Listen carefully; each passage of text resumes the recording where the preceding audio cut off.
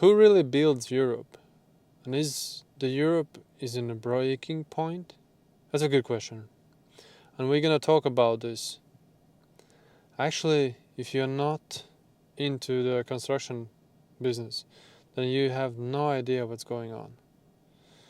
I will break in several parts. My name is Johannes and I will create business in Africa. But this is not about Africa now. Let's talk about Europe and crisis that we're facing now. The role of northeastern European countries. I more often hear that people say, well, the Scandinavia, the Germany are built by Poles and Baltics. But is it really true? I think the thing is much deeper. I am telling you from my own experience, so I'm not faking anything. I just literally say what I've been going through and how I see this all. I heard this many times in construction sites, in conversations, and online. And while the statement it's not completely wrong, the truth is more complicated. I work in construction for years, and I own multiple construction companies. I've seen this system from inside, not as politician and not as commentator, but as someone who actually had to move projects and work there. And what I learned is this. Scandinavia and Germany was not built by one group of people. They were built by a system.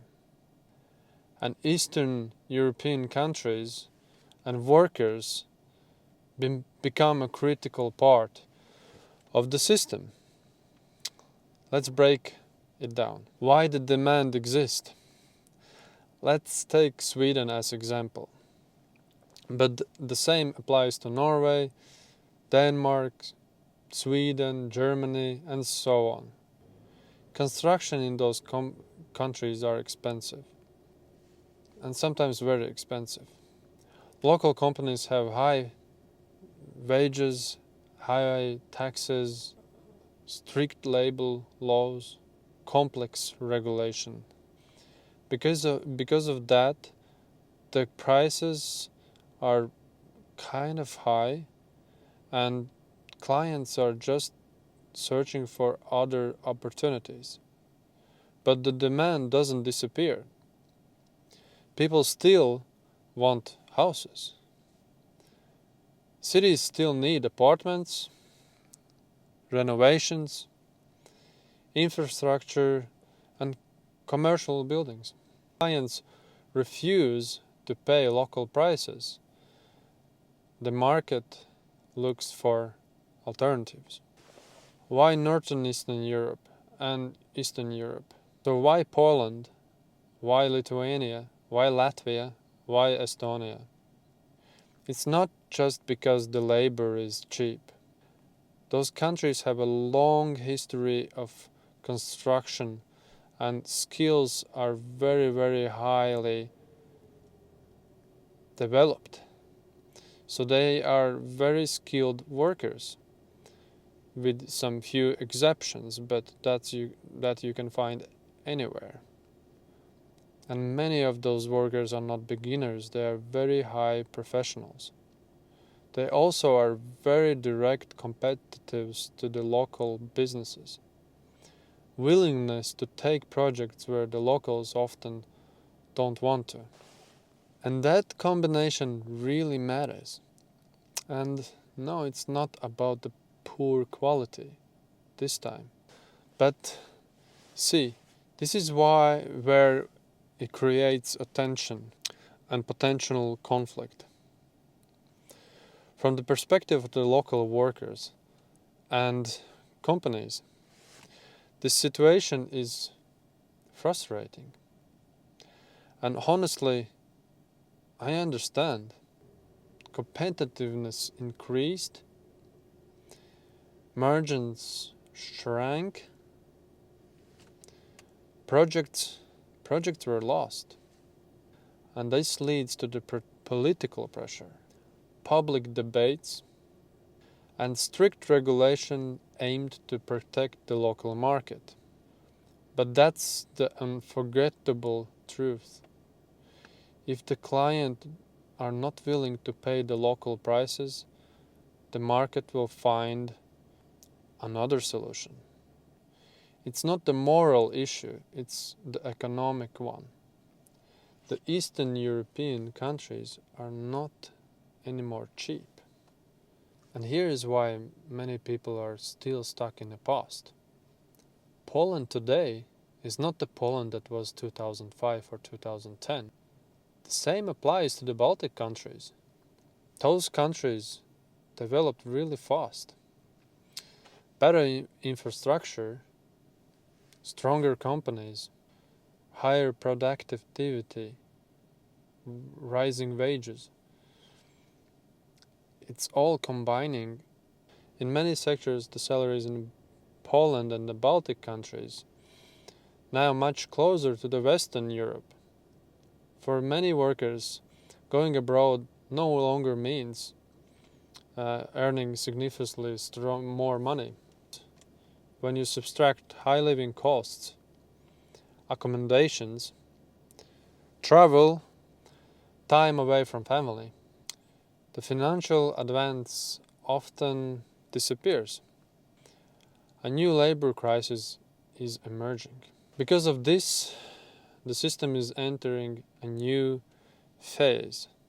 And because of this, some industries are in real crisis.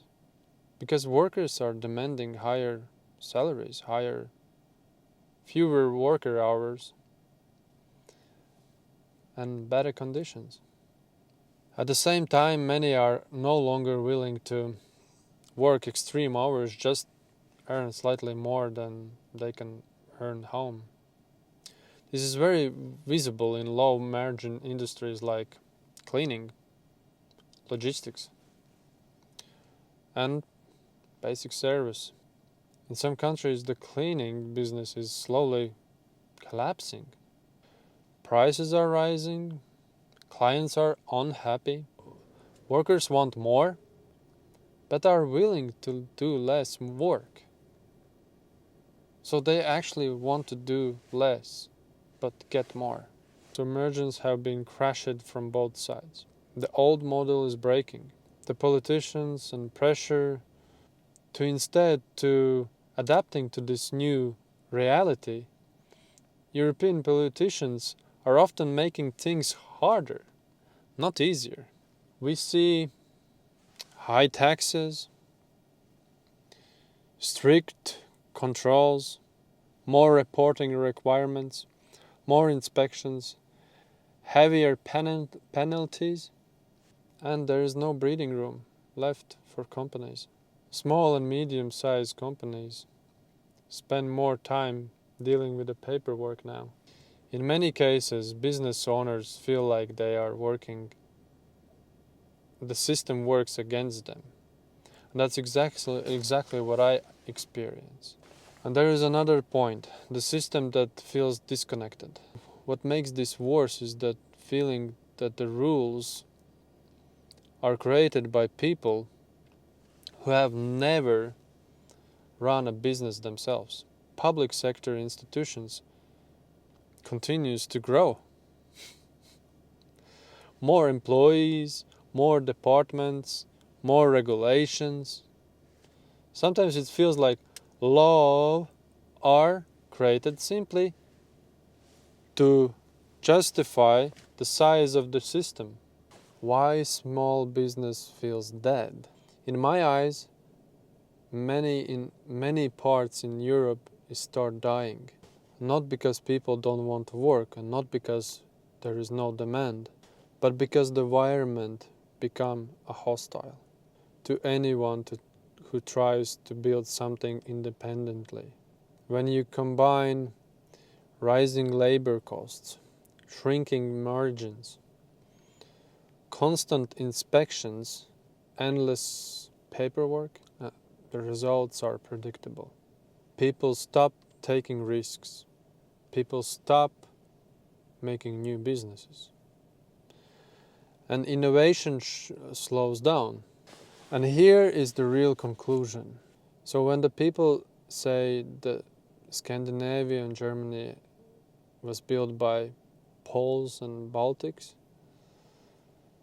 the real answer is more honest and more uncomfortable.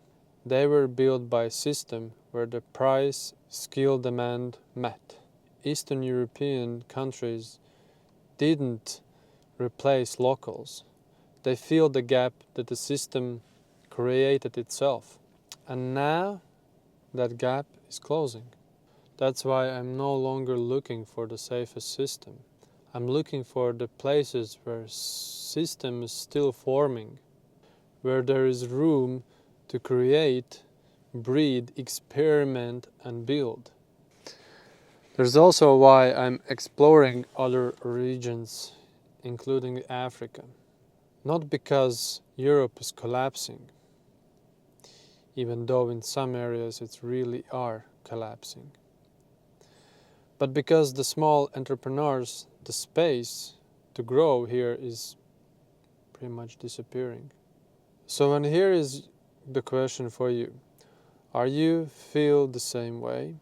Do you have a different experience? If you do, share down in comments. And please, I have a brand new channel. Subscribe, press the like button, and follow for more videos, because I will show you my experience in Africa, and there will be a lot of more interesting videos coming up. So consider to subscribe and press the like button. It's really gonna help, because I have a brand new channel and YouTube are not really picking me up in the algorithm, I guess. So I really appreciate if you can do that. For now, we will see you in the next video. Bye.